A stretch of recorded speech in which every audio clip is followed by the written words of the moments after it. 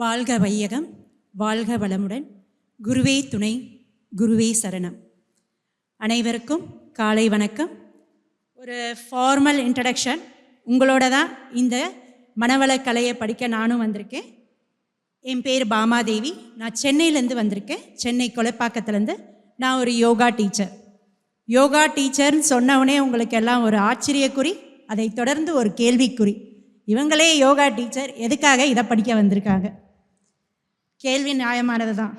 எதை நோக்கி நான் இந்த பயணத்தை மேற்கொண்டு இங்கு வந்து சேர்ந்துள்ளேன்? காரணம், ஒரு மாதத்துக்கு முன்னாடி நான் ஒரு சித்தா கோர்ஸ் பண்ணுறதுக்காக ஒரு இடத்துக்கு சர்டிஃபிகேஷன் கோர்ஸ்க்காக போயிருந்தேன். அந்த சித்தா கோர்ஸ் போயிருக்கும் போது அங்கே இருந்த சித்த டாக்டர் என்னோட பல்ஸ் பார்த்தார். செக் பண்ணுங்கன்னு எல்லாரையும் பார்த்துட்டு, ரொம்ப சூடாக இருக்குமா, வாதம் பித்தம் கபமில் உங்களோட இதில் நாடியில் சூடு அதிகமாக இருக்குது, ஏதோ ஒரு பரபரப்பு இருக்குது, நீங்கள் மறுபடியும் இந்த கலையை பயிலுங்க, அதாவது உங்களுக்காக செய்யுங்க. நீங்கள் இத்தனை பேருக்கு எடுத்தாலும் நீங்கள் உங்களுக்காக மறுபடியும் செய்யுங்க. அதான், அது வேற ஒன்றும் இல்லைங்க.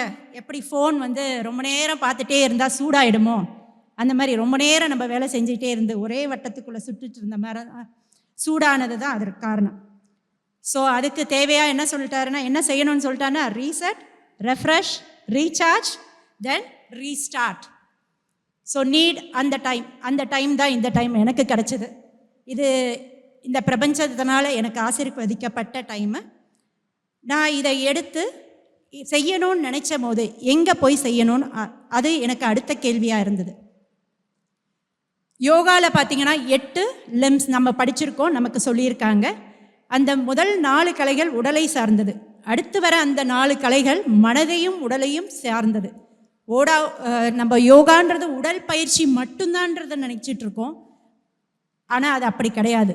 நமக்கு இன்றைக்கி கூட சொல்லியிருப்பாங்க, யோகா ஆசனாஸ் பண்ணும்போது நீங்கள் உங்களை உணர்ந்து செய்யுங்க, கண்ணை மூடி நீங்கள் என்ன மூமெண்ட் கொடுத்தாலும் உங்களை உணர்ந்து செய்யுங்கன்றாங்க. அதுதான் உண்மை. அதுலேயே நம்ம தவமோட பண்ணிக்கிட்டு இருக்கோம். ஓகேங்களா? ஸோ இந்த மாதிரியான ஒரு விஷயமும், ஒரு கல்வியை எங்கே போய் பெற முடியும்னா, ஒரு குருகுலம் வழியில் படித்தாதான் அது நமக்கு முழுமையாக சேரும்.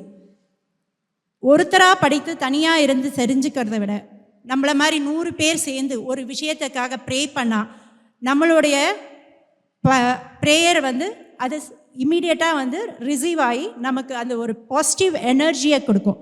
அதுக்கான இடம்தான் இந்த அறிவு திருக்கோயில், ஆலையாரில் இருக்கிற அறிவு திருக்கோயில். யோகாவில் நான் ஒரு ஃபஸ்ட்டு ஸ்டேஜ்லாம் வச்சுக்கலாமே, ஒரு சின்டெக்ஸ் டேங்க் அளவில் இருக்கேன். இப்போ நான் ஒரு சிமெண்ட்டு டேங்க் கட்டணுங்க. சிமெண்ட்டு டேங்க் கட்டணுன்னா அதுக்கு ஃபவுண்டேஷன் நல்லா இருக்கணும் இல்லையா? அந்த ஃபவுண்டேஷன் எங்கே கிடைக்கும்? ஆலையார் பக்கத்தில் டேம் இருக்குது.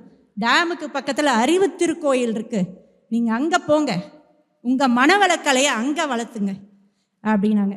அதுவும் ஒரு வாட்டர் ரீட்ரீட் ப்ராசஸ் பண்ணும்போது நம்ம எப்படி ஒரு 5 லேயர் ஆஃப், நம்ம வீட்டில் பண்ணும்போது 5 லேயர் ஆஃப் ஸ்டோன் போட்டு அந்த பியூரிஃபை பண்ணி அந்த வாட்டர் அதுக்கப்புறம் தான் நம்ம வீட்டுக்கு யூசேஜுக்கு கொண்டு வரோம்.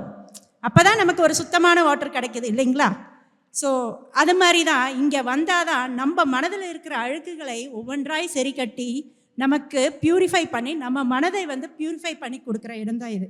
இதில் அவங்க நமக்கு ஆலையாரில் இருந்து இந்த அறிவு திருக்கோயில் மூலம் நம்ம கற்ற கல்விகள், குண்டலினி யோகா, மெடிடேஷன், காயக்கல்பா, வாழ்க்கை பாடம், வாழ்க்கையின் வாழ்த்தும் பாடம். முதல் விஷயம் வாழ்த்தும் பாடம்.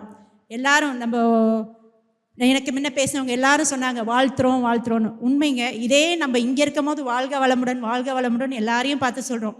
நாளைக்கு வீட்டில் போய் பார்த்து வாழ்க வளமுடன்னா என்ன ஆச்சு இதுக்கு? ஃபோனை எடுத்து வாழ்க வளமுடன் சொன்னால் என்ன ஆச்சுன்னு கேட்பாங்க. ஸோ அதெல்லாம் நம்ம வாங்கிக்க வேணாம். நம்ம மனதில் நம்ம வாழ்த்துவோம், வணங்குவோம். ஸோ இந்த யோகா கலையை நமக்கு இவ்வளோ அழகாக கற்பித்து கொடுத்த இந்த ஆலையார் அறிவு திருக்கோயில் நம் கவலைகளை தீர்த்து, சினம் தவிர்த்து, ஆசை சீரமைத்து, அன்பை வளர்த்து, நல்லெண்ணம் பெருக்கி, வாழ்த்தை அளித்து, வாழ்வை உயர்த்தி என இந்த மனவளக்கலை பயிற்சி என்னை மேம்படுத்தும் என்பதில் நான் மகிழ்ச்சியும் நம்பிக்கையும் கொண்டுள்ளேன். இதை அடைய ஆசீர்வதித்த இந்த பிரபஞ்சமானது நம் அறிவு திருக்கோயில்.